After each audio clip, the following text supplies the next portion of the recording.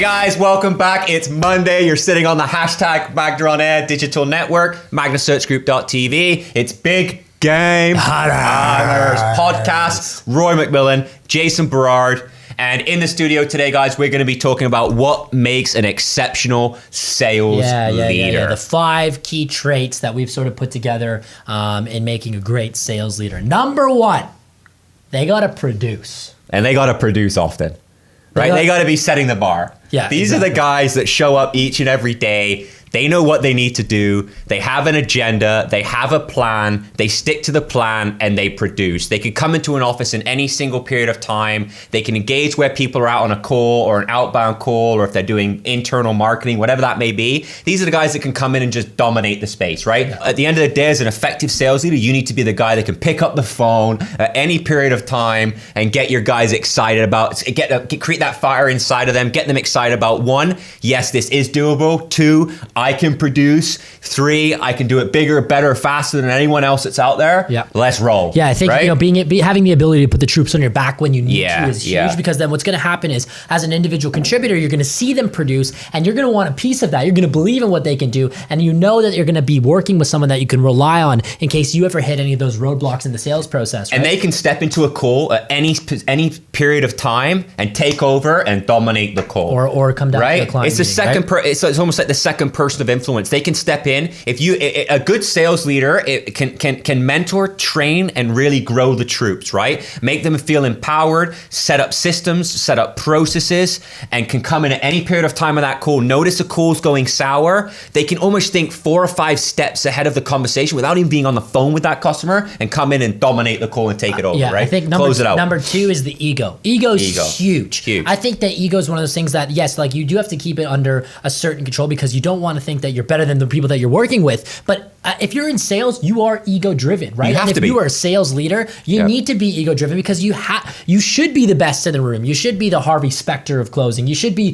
the person that people come to and say, wow, that person is absolutely amazing at what they do. And they have to have a strong ego, right? Because just like a baseball player at sales, you don't close every single deal, right? Yeah. So when you hit those no's, you got to be able to rely on that. It's the ego driven. It's the champion mindset. We are not showing up to lose, right? Exactly. We don't get in the ring. We don't box our final fight to lose. We're there to win. Yeah. We're focused on, domination versus competing. This is the ego inside of an effective salesperson, and they can enforce that into their team, right? And whether they think you can, you can't. You're right? Like that's the most cliche thing, cliche thing, but it's so true. And so true. In sales, just like anything else, you're going to take a lot of no's, but it's only that one yes that you need to change your life. And so the third one is, they're innovative, but they're opportunists. They're innovative in where they see the opportunities where others don't. I think people that are, top performing sales that get recruited to come, lead the sales team here, is they've done things for a company where no one else was able to see the opportunity except for maybe like a VP of sales, director of sales, or whatever it may be. They can guide the company's direction based on seeing it over here. They see an opportunity and they jump on it, right? That's it. They don't think about the outcome. But they don't even know the opportunity is there sometimes. They see it before anyone else does. That's it. This is happening over here. Because their mind's running a mile a minute thinking about the next thing that's ultimately going to produce them more. Yeah, exactly. That's what a good sales leader does. They never get complacent. They never get complacent. They're never satisfied. They want more sales, more calls, more volume, more productivity, more production, more wins. That's what an effective sales leader wants, right? And the only way to get that is not just focusing on one vertical, is going horizontal and focusing on the opportunities within what else is potentially out there. I think one of the things that I've really resonated to with, which I'll bring up as the 4th point, and one of the personality traits, is having that empathy. And I think it's such a key characteristic for success for many reasons. And in sales leadership, having that empathy really helps someone twofold. One is with a client, being able to empathize with their needs, their problems, and ultimately being able to provide a solution based on that. Like, you really empathize with their situation. But more importantly, on the sales leadership side of things, being ego driven, sometimes you're just like, why can't you do it? Why can't you do it? Why can't you do it? And when you're working with someone who's maybe hitting a few roadblocks in their own challenges, that's part of your team. Having that empathy to be able to grow with them and understand their challenges can, you build people up that you work with because you can see, you've been in that place before, right? That's right. Effective sales leaders almost come into an organization, like they take a helicopter view of what's going on and determine where the roadblocks are and look for different ways to overcome them. Yeah. That's what effective sales leaders do within an organization, within their business, within their department. They focus on the areas of weakness and then they execute. They set a plan, process, systems, high expectations. And the one thing good sales leaders hate is seeing that same mistake over and over and over again. So they want to really inbreed it into their sales guys not to make that same mistake. Yeah, and I think there's a difference from having a sales leader who's like a person who pushes from the back. I think it's a much more effective play to have someone that leads from the front, and ultimately someone who inspires the fire within you, right? Like when I have a good sales leader in front of me, I'm doing things because I want to do them, not for, you know what I mean? Like that's the kind of inspiration that a great sales leader can put in someone. You get someone to do something because they want to do it, not to do it for you, but because they want to do it for themselves and create a better life for themselves. And ultimately, if you can do that, that's empowerment. You got to empower your team to make decisions on their own. They'll produce more. The company will do better. They'll produce more. They're going to feel like they're accomplishing something, and they're going to thrive and push for greatness each and every day. It's huge. It's huge. Empathy, big point, Jason. What's the number 5? What's the last one you want to end on? No excuses. Yeah. No excuses. That's the number. That's huge, right? Good sales leader make no excuses. I have bad territory. I have this. I have that. My territory isn't producing today.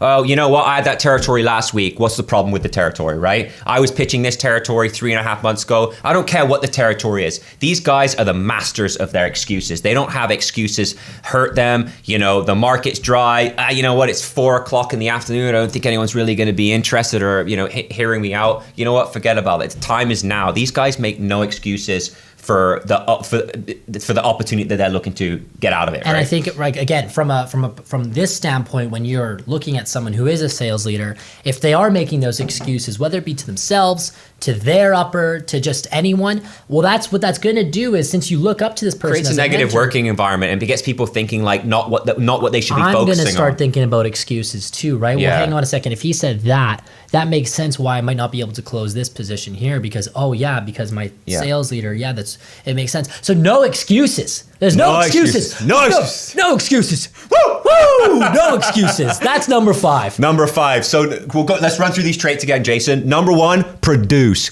Good, effective sales leaders can produce in any situation. Number 2, they're ego driven, right? They can come in. Keep it in check, though. Keep it in check, Keep it in check. Humble. Right? Humble success. Humbly egotistical. Humbly what? Is that a word, humbly? Humbly egotistical. They can come in any period of day, pick up the phone, make the call, and come out with a result. These are the people that are effective sales leaders. They're opportunists, they're empathetic, and they make absolutely no excuses. That's it. That's it. You get that. If you get those 5 traits with you, and honestly, we want to hear what you think. If you are a sales leader, if you agree with us, if you disagree with us, we want to hear your feedback. If you're a person who can relate to us in terms of what their sales leaders like or can't relate, we want to hear back from you. It's Big Game Hunters. It's Monday. MagnaSearchGroup.tv is where you can find this and many other shows, exclusive content, or search us on #MagnaOnAir. Check us out on LinkedIn, SoundCloud, YouTube, iTunes. We're getting downloads, and we're coming to you Wednesday. Big Game Hunters.